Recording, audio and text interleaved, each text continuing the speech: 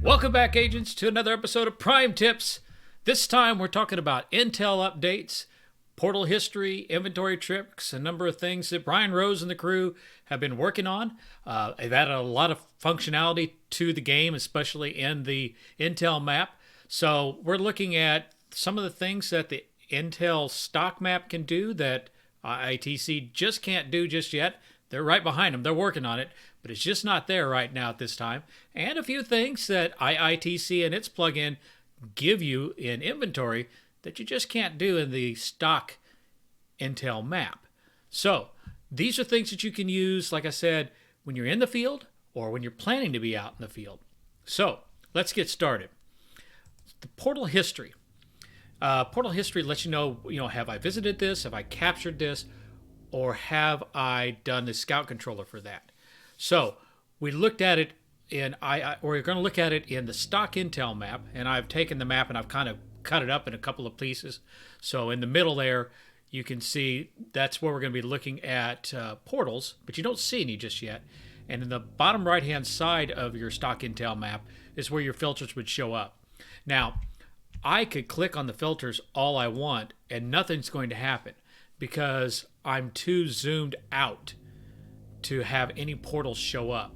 So it's not until you zoom in enough to see portals that becomes something you can do. So I'm going to zoom in a couple times, and when it loads, we're going to see a bunch of portals. So now that the portals are there, I can go down and click on the filters, and bang, all the filters that they've added in the recent weeks are available. Now, we talked about links and fields, that you can turn those on and off so you can see what's underneath. Faction, so you can say, hey, I want to see all the resistance, or I just want to see the enlightened, or I just want to see the neutral. And we talked a little bit about layers. And that's where we're going to go. We're going to talk again about layers. They've added something called invert. So the invert is more of an inverse of what you're looking at. So on the layers, this is an area that I've been in extensively. So I'm going to go in and I'm going to look at the visited portals. And when I click that on, I get a bunch of purple circles indicating these are the portals that I have visited. And I can change it to captured, and we get a red circle. So these are the ones that I have captured. Now, if you've captured, of course, you've had to visit it. But in a portal-dense area like this one, when you have a lot of circles, a lot of indications that, hey, these are things that I have captured, it's hard to tell what you haven't captured. Down at the bottom of that, there's 3 or 4 that I can see, but there's a bunch in that mess that I just really couldn't tell. Now, I could zoom in and do a lot of moving around and figure it out, or I can use invert. So when I click invert, what it will do is, bang, now it's showing me all of the portals that I have not captured, and 2 that were in that mess show up. So that's easier if you're looking to identify the ones that you need to go visit. And again, this is on the stock map, so I could be doing this on a desktop, I could be doing it on a phone, and I can get this information. Now, there is one little problem with it right now, and that is the invert doesn't really work all the time. So if I click up, and you notice the invert is still checked, but it lit up all of them. So it lit up all the ones that, now that I've changed it to visited. So when I look at the screen, it says invert visited, but that's not really what I'm seeing. So you have to go over and kind of take that invert off and check it back on, and now there are the portals that I have not visited. And again, if I click up, it turns them all on and go to scout controller. Those are all the ones that I have scout controlled. It is not the list of the ones that I have not scout controlled. Again, click that invert on and off, and there's the ones that I have not got scout controller for. So I can go in and I can get out in the field and I can look for those. And if I want to turn the filters off, again, I can just click the button and away it goes. But you have to be in close enough for that to become active. So The scanner also does portal history. This is where it might be really handy because you're in the field and you're looking around and say, here's a bunch of portals. Have I visited these? Have I captured these? Well, again, you hit the little layer button at the top and you have three choices: visited, captured, scout control. Click on one like visited, and there's your purple circles. Those are the ones that I have visited. And if I want to change, say, what are the ones that I captured? Those are the ones that I've captured. So I don't need to go visit any of those portals. I have to go look for something else. And like with the other filters, I can look at what are the scout controller ones. So there's a couple here that I have scout controlled. And that stays active as I move around the map, whether I'm in a view of a couple of them, or here's a really neat thing. It also works if I clear the board and you notice that there's none of them checked, so nothing's on. And I'm going to go look at my drone view. So when I get into drone net, again, I'm looking at a bunch of portals. I can hit that layer button and I can choose visited. And now in the drone view, the remote view, I'm seeing all the portals that I have visited. And so when I'm in a closer view, I still see it. I can go back and change that layer and I can say, oh, what have I captured? And again, this is that remote view. And I can look at scout controller, which there's none of them in that area that I have scout controller. So in about any view that you're in, you can look at visited, captured, and scout controller. Now it gets a little confusing if you have something on and then you go back. I'm in now just the regular view and looking at the captured ones. So you kind of have to keep track of where you're at and what you're doing with that. But that's really handy when you're in the field. Another thing that's new is the inventory. Now, inventory is a little bit different because you have to be a core subscriber before inventory shows up. So we looked at it last time on IITC. Now we're looking at it on the stock Intel map. So in the upper left corner of your stock Intel map, you'll see that you have map and social. And if you're a core member, you will have inventory as one of your choices. So when I click on inventory, there's all my inventory. And I can see all the items. I'm not sure exactly how it sorts those items, but it gives you all the information. And below that are all the keys. So it has the portal key name, the count, which is how many of the keys you have, and the capsule name. Now the capsule name here is the unique identifier used in the system to identify that capsule. So it's not the name that I may have given that capsule in my scanner. It's the name that's unique to that particular capsule in the system. So if I drop that capsule and another agent picks it up, the system knows that that is the capsule and it's now in somebody else's inventory. So you can't change that name here. It's the name that always sticks with it. But you can go up and down and look at all the stuff, and then again, if I click on inventory, it turns off that inventory. So that's inventory in the stock. People at IITC have an inventory there for you as well. And again, for this to work in IITC, you need a couple of things. One, you still need to be a core member. So if you have a core membership, you'll be able to do this, and you have to get the inventory plugin. But once you got the plugin and inventory is active because you're a core member, there's a lot of things you can do, a lot of neat things that you can do. So you notice when you look at the map here that there are a couple of portals that have a key in the portal itself. That's one of the new things that they added to the IITC inventory plugin, that it will indicate on the map you have a key to this particular portal. So if I say I want to do something, can I throw out a mayor plaque? Yep, I can. I have a key to at least one. Okay. Now, to look at the inventory on the menu on the right-hand side where you have things like auto draw, bookmarks options, you have inventory. So once you click on inventory, up pops your inventory.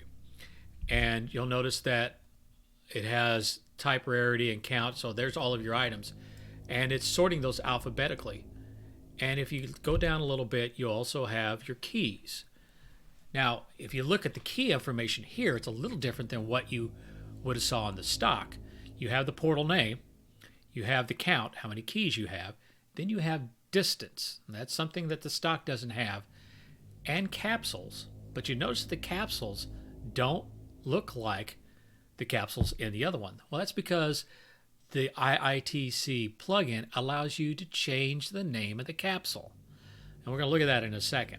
So the thing that's really handy is those things that are at the top of each one of those columns is actually a sort button. So the portals right now are sorted actually number A to Z. If I actually click on the word portal, bang, now it's Z to A. So Zord Church is at the top of the list, and it's in reverse order. So if I'm looking for something that's at the end of the alphabet, I can get it to the top pretty quick. Click it again, I'm back. Count, same deal. Here's the ones that I only have one of. Here's the ones that I got a whole bunch of. Distance, you can sort it by distance. We're going to talk about that one in a second, because it's not really the distance that you think. And capsules. So you notice that when I do capsules, I've got names like keys 2, locker 2, keys 1. So if you go all the way down to the bottom, you'll notice that they have a couple of things that are there. One is this display mode, which I have it set to key icon right now, and the capsule names. So the display mode with key icon is what we saw when we came in. There's some portals that have a key in it that lets me know I have at least one key to that portal. The other display mode that I can do is number of keys. So it doesn't change right away. When I say OK, it's going to change, and then it will show me how many keys I have on each one of those portals. Now, just a side note, if you have another plugin that's doing something with the portals, like maybe highlighting them by level color and that kind of stuff, that might prevent this from working. So you may have to turn some of those things off to get this to work. Okay, so I'll say OK. And now you see I've got 2 keys to Joe's Pizza, I got 1 to Mayor's Plaque, and 3 to Avocado Tree. So that makes it real handy as planning. Do I need to go out and get more keys? And again, since it's on the IITC map that you could probably use on your phone, you can get that information there as well. So I'm going to go back to the inventory, and we'll come down, and I'm going to look at distance. And when I click on distance, you'll notice that it has what it says is the closest, but that is not the closest, and what capsule that happens to be in. Now, a little note on capsule. That capsule name is down here at the bottom where you have capsule names. So the first thing that you see in this is that's that unique identifier for that capsule. You can't change that, but it uses that to identify what the capsule is. Colon, space, and what name do you want the inventory to show it as? Now, this is not tied to your scanner. So if you change the name here, it doesn't change the name of that capsule in your scanner, and vice versa. If I change the name of the scanner, it's not going to change here. So you kind of have to keep those in sync. But it makes it real easy. Then you say, hey, I want to look at, what do I have in a certain capsule? I can click capsule and put them in there, and locker number 1, here are the keys that I have in it. Now let's go back and talk a little bit about distance. So distance, you notice that if I click distance, it's going to show me the furthest one away is the van. It's even further than the rover for me. And I click it again, and it shows Hart Theater, Dark of the Moon as 25 meters away. That's not really correct. It's 25 meters for what is in the center of the map. So in the map view, if I get out of this, near the center, you're going to see Dark of the Moon. So that's where it's getting that distance from. So it may not be accurate from where I'm sitting. It's accurate as to where I'm looking. But one other thing about distance and things that's really, really neat is we have portals, you notice that each one of the portals themselves is a link. So if I have a key to this one that's called 2940, I don't know where it is. Here's the neat thing. I click on it, bang, takes me right to it on the map. Now my distance didn't change. It still says that it's 62 kilometers away. But it now shows me on the map the general area where that's at, and I can find it real quickly.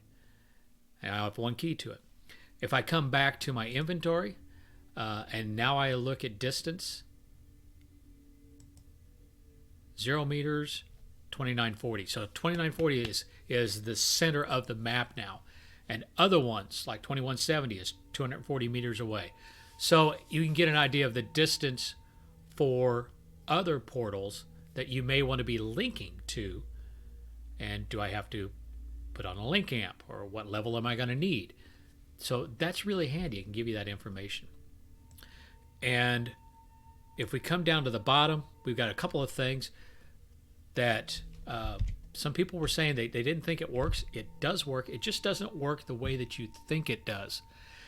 Copy items and copy keys. So what happens when you click on copy items is it makes a text-based file copy of all of your items, and it puts it on the clipboard. So it doesn't open up another file. It doesn't save it anywhere. It just puts it on the clipboard. Now, depending upon what you're using, you can then drop it from that clipboard into something else. So if I'm using a desktop computer, I can open up a text editor. After I copy items, open the text editor, paste, and it's going to put all that information in the text editor. Same thing with the keys. I'll put all the keys into whatever I pasted into. Here's the thing that's really nice. It kind of pulls them out in a CSV format, a comma separated value format. So if I need a list of all my keys for another agent and I want them to be able to sort it, or to look to see if I have certain keys and they want to use a filter, I can save that, give it a name, and then open it with a spreadsheet program like Excel or Google Sheets, and it will probably notice that, hey, this looks like it's a comma separated value. Do you want me to open it as a comma separated value? And you say yes, and now you have a column. So you'll have columns that will indicate the key name, the count, distance, what capsule it's in, and that can be saved as a spreadsheet, given to another agent, or you can use it to filter or sort or whatever without having to be in the game itself. Now again, that's just a snapshot at the time. It's not going to be linked to your inventory. Click the inventory and close it, and it goes away. So that's some of the new things that they have added to the scanners, not the scanners, excuse me, to the maps, the Intel maps. A lot of nice things and good things in the stock Intel map. Again, IITC has added some things. They're right behind trying to get the other things. So I'm hoping you can use these when we finally beat this COVID thing and we can get back out in the field and get moving again. Hope I see you in the field soon. So long, agents.